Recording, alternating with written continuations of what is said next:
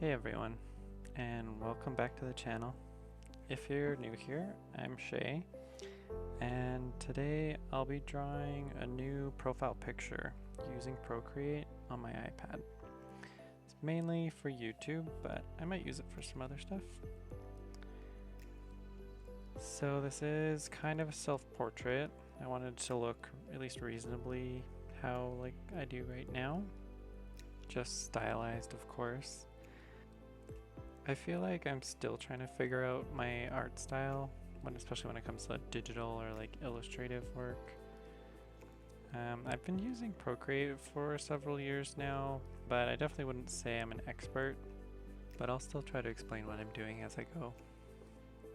So I'm starting with just a rough sketch, and I always like to start with a lighter color first, and then go in with a darker color to refine everything before I go in with the actual line art. So on this layer, I'm trying to keep it pretty rough because I end up doing a lot of editing and reworking things as I go. So I don't want to get it too detailed or put too much effort into it if I'm just gonna mess with it. You see me using the warp tool a bit here. You can also just use the liquify tool. I'm not really sure why I use one more than the other, but I still use both. So now I'm starting my second sketch layer, and yeah, this is just to refine the sketch and get it much closer to how I want the actual line work, because I try to be pretty precise with my line art. And I try to always remember to keep everything on separate layers to make it easier for editing and reworking things. I do both my sketches on separate layers, and then once I'm ready to do the actual line art, I will drop the opacity on the sketch layers, and then it makes it much easier to go over that with your line art. So as for the brushes I'm using, for my sketch layer, I am just using pencil brush that I customized a little bit. And for my line art layer, I'm using a pen brush that I customized. I just changed the smoothing on it to get it how I like it, as well as the taper. I just can't figure out how to get the end of the stroke to taper like the beginning of the stroke, because the only option I can find makes it kind of fade out, and that's not what I want. So if you know how to do that, please let me know.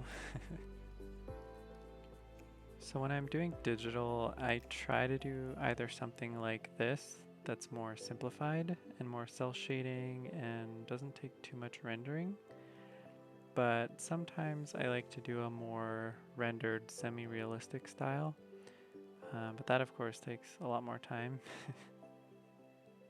That's why for today I decided to do a more simplified style, since it's just for a profile picture. And they're usually really small, so you're not going to see any of the detail anyway. So of course I'm going to do a more simplified style. I do feel like I'm still struggling to find my quote-unquote art style, but I think most artists kind of feel that way. But it's true what they say, it's more about just doing lots of practice and sketching and letting your art style kind of come out organically, but also finding artists that you really like and admire and trying to learn from them by incorporating some of their stylizations and techniques into your own work. Like if you really like the way an artist does eyes or noses, or if you really like their line work, you can try to emulate that in your own work, and you can kind of take bits and pieces from many places and slowly refine everything into your own art style.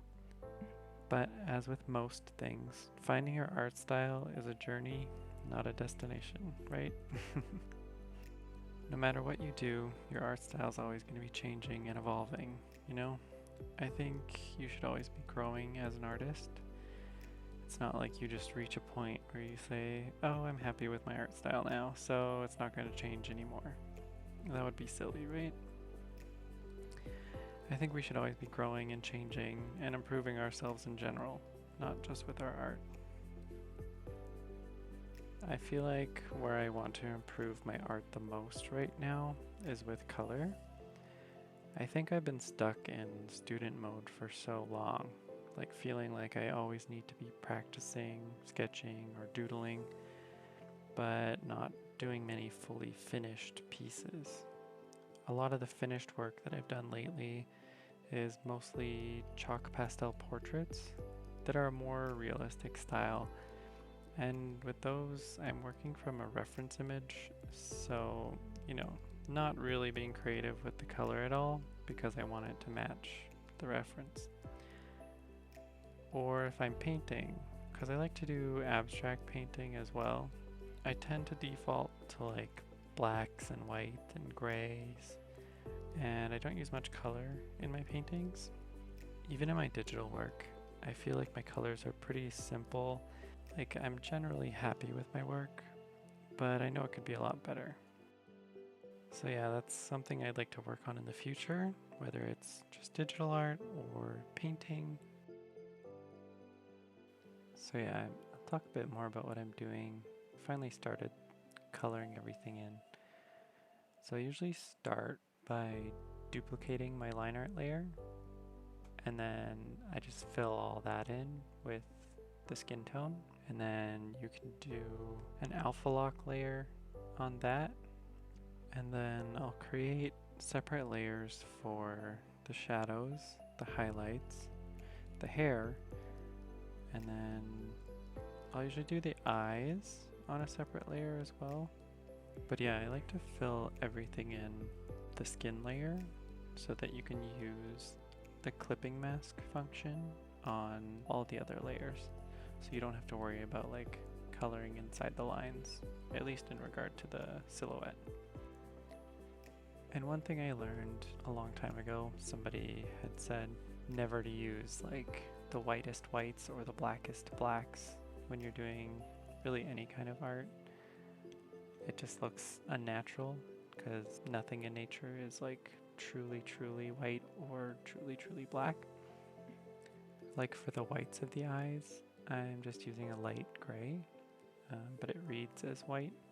And like it might be hard to tell, but for my line art, I like to use a really dark, saturated bluish color for the hair. But for anywhere where the skin is touching, I like to use kind of this muted brownish color. And then later on you'll see me use a darker color for the eyes.